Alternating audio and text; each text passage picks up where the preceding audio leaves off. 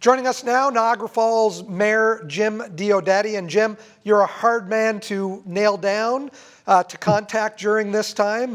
We've had a lot of difficulties. I imagine this is an extremely busy time for someone in your position.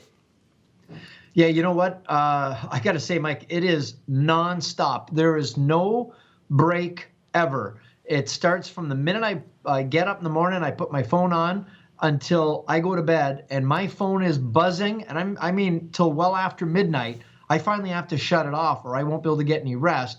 And when I get up, and I get up pretty early, there's already a bunch of messages waiting. So yeah, you know, this is one of these things you got to keep your finger on the pulse. You don't have a second to take a break right now. You got to totally keep your hands on the wheel and your eyes on the road. What kind of calls are you getting? Are they from citizens that you're talking about? Are they from city employees? What kind of calls are you fielding?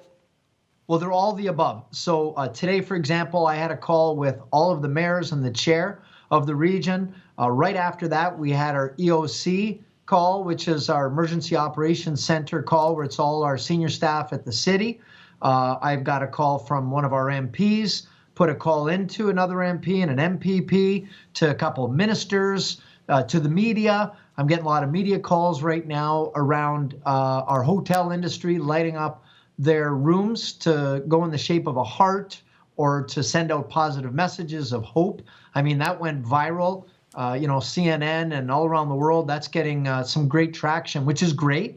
We're talking to public health officials, residents saying, you know, I can't pay my property tax and my water bill. How are we going to do it? I'm looking for work, you know, all of the above. So we've actually formed an FAQ section on our website, frequently asked questions, to address a lot of the common ones I'm hearing online and the ones that I'm getting, just to help be more efficient so you can get answers 24/7 to a lot of the questions. How did that Heart of Hope, Nagras Heart of Hope, come about? You know, that's a great question, Mike. We had one of our hotels, one of the Marriott's staff went and did it. And they figured the rooms are empty. Why don't we do something like this? And I thought, what a brilliant, clever, unique idea. It was so fun. So it was brought to my attention. So I then reached out to all the other major hotel owners and as well the Hotel Motel Association. I even reached out to hotel owners in St. Catharines. And I said, guys, we got to get on this today, tonight. So some of them had to rejig rooms so that they could make the message, or they had to change the message. And they got on it instantly. And I got to give Allison at the review credit, because she went down there taking pictures. I said, Allison, I think this has got potential to go viral. And you never know what's gonna and what's not gonna. There's just kind of, it takes on a life of its own. Anyway, it certainly did. And we got major global coverage, positive coverage in a time of despair for many. You also have the hotel industry offering up rooms recently to healthcare workers who may need a place to self-isolate away from their families while they're going back and forth to work. Well, you know, and I guess part of the message is it's a solidarity message that we're all in this together. And the hotel industry understands that even when bad things happen, good things can come out of them. So they're utilizing what they have, and they have rooms, and they've got standalone hotels, and some of them have hardwood floors, and situations where they can offer their hotel instead of building a field hospital like they had to do in Wuhan. So here we are. We've got some of these property owners offering their facilities so that we could use them for the healthcare workers, because there's a lot of anxiety for them too, because you're working amongst sick people. You don't want to go home and infect your family. This way you can stay in self-isolation, still be able to go to work, still be able to treat people. The hotels are empty anyway. So it's kind of one of these, you know, one hand washing the other. In these times when we're doing a lot of that, it just shows that in our community and our unique tourist community, at most of the time, we're the #1 leisure destination in all of Canada, and now they're reaching down and making sure that they're helping those in need. The casinos in Niagara Falls have had to close down, the largest employer in the region as well, and also pushing back the opening date for the new 5,000-seat venue for concerts. And when that was announced, when the the first lineup was announced, a lot of excitement, a lot of people scooping up those tickets, and now those canceled as well. Do you have a feeling for how financially this will hit the city of Niagara Falls and the city's coffers as well moving forward? Well, this is no question about it, decimating. It's the biggest negative world event since World War II. This, in many ways, is eclipsing many other terrible things the world's dealt with. But we're resilient, and we're going to get back on our feet. This is definitely a terrible thing that's happening, but we've got a solid economy. Ontario's solid. Here in Niagara, we're resilient, we're creative, and we're going to bounce back. The only question is when.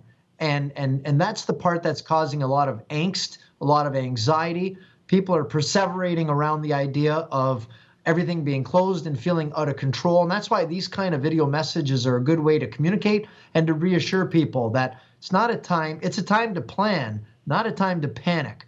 So I can tell you right now, I am working directly with the industry as well. We are working, all the mayors and our economic development departments, along with the region, are putting together a plan. We've created a regional economic development rapid response team that we are doing all the data, metrics, and surveys necessary so that we can go right to the other levels of government saying, this is what we need, here's what we're going to do with it, this is the expected outcome. We're not going to wait and be reactive. We're going to be proactive. We're going to make sure we're at the front of the line, first out of the gate, because we want to make sure that we can do all that we can do to fix what's happening and minimize the damage economically. When you've got 90% of the tourism industry laid off on EI right now, employment insurance, it puts them into a tough spot, especially given the fact that up to 40,000 people depend on tourism here in Niagara for their paycheck and to put food on the table. So we are working directly. As a matter of fact, the tourism industry, myself and the Minister of Tourism provincially,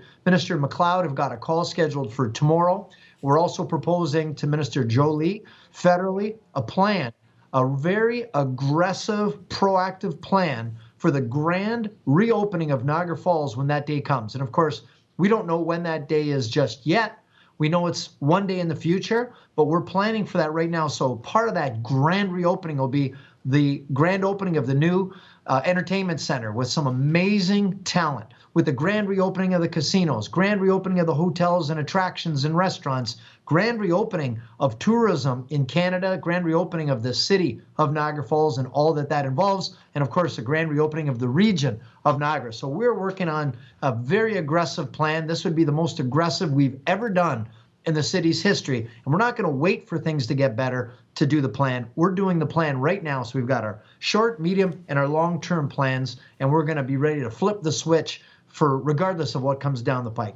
Thank you so much for your time today, Jim. We'll let you get back to those endless phone calls, and we hope you get a good night's sleep after you turn that phone off at midnight this evening. Hey, I appreciate that very much, Mike. And I'm going to say all of your elected officials, all of your municipal and regional staff, all of the medical staff and the delivery staff, the restaurant staff, everybody's working so hard. And there's a lot of people I've left out, whether they're nursing home people or parents. Everyone's doing a great job. We want to say thank you to all of you. We know you have to be patient, but understand that there is going to be a major campaign coming out. You're going to hear about it very soon. It's going to be called Crush the Curve, where we're going to do all that we can to minimize the impact so we can get back on our feet as soon as possible. And we're working very aggressively to make this happen. So thank you for helping us get that message out. We appreciate it, Mike. Thanks again for your time, Jim. Jim Diodati, Mayor of Niagara Falls, on the COVID-19 Niagara update. Stay tuned.